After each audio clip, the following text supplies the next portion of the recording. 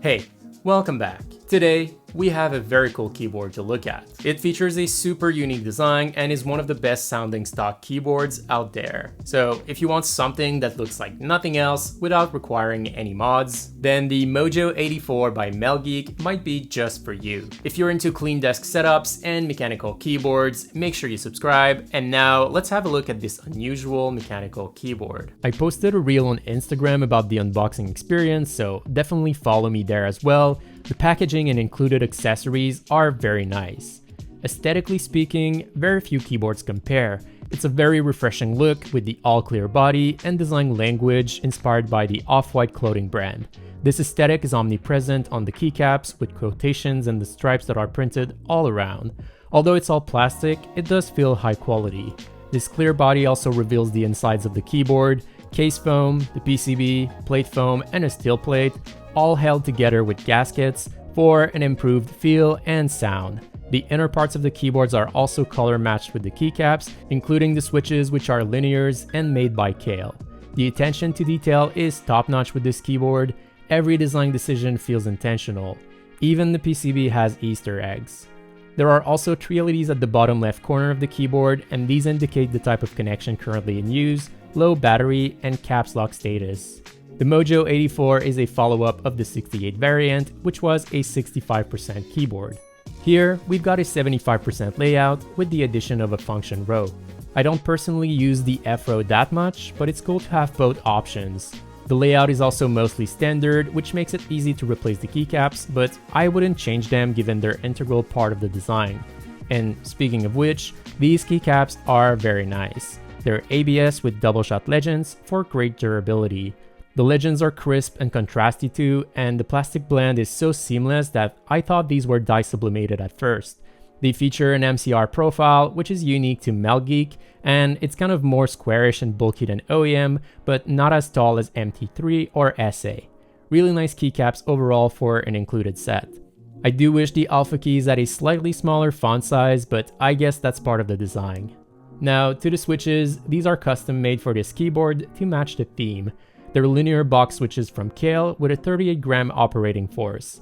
They're quite smooth as they come pre-lubed from the factory. In all cases, they're hot swap in a south-facing config, so you can replace them with your own switches. There's even a dampener that sits between the switches and the PCB, and that likely explains how great this keyboard sounds.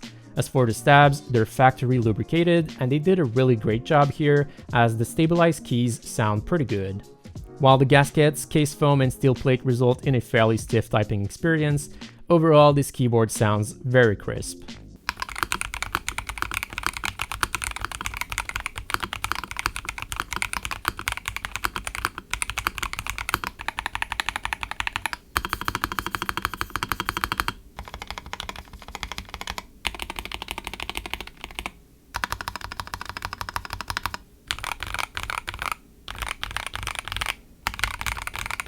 The Mojo84 also has RGB LEDs, which are set to white by default. You can turn them on and off with function Z, change the animation with function X, and the color with function C. It's basic, but likely good enough for most people. And while the Mojo84 comes with a pretty nice matching USB cable, it does support wireless connectivity with a dongle or via Bluetooth. The dongle will be more reliable, and I would recommend this option for fixed desk setups, but Bluetooth is also cool for mobile devices or on the go. With Bluetooth, you can actually connect to up to 8 devices at once with the BT key and the number keys from 1 to 8. Never heard of a keyboard supporting this many devices at once. On the other hand, the dongle yields good enough performance for casual gaming, it's super responsive, and works fine for general productivity too. The LEDs will turn off after a few minutes of inactivity to save on battery life, but I suggest you keep them off completely to maximize it. The software is where the Mojo84 falls a bit short, as you are limited to Melgeek's own KB Tools software instead of something a bit more open, such as VIA. By default, there was no right Alt key, and that's a key that I rely on a lot, and changing it was actually impossible for me as KB Tools didn't recognize the keyboard. I'm assuming this is because I have an early unit and it will get fixed, but keep that in mind. Melgeek has provided VIA support to some of their keyboards in the past, so there's also a chance this becomes a thing. So I think this is a pretty cool keyboard. Its design was crafted with intent and it sounds really good, especially for a stock keyboard. And I think these are the two main reasons to go for it. Nothing else looks like it, and you'll be hard pressed finding a board that sounds and feels as good without diving into custom mechanical keyboards. Alright, thank you for watching. Make sure you subscribe for more clean desk setup and mechanical keyboard content, and I'll see you in the next video.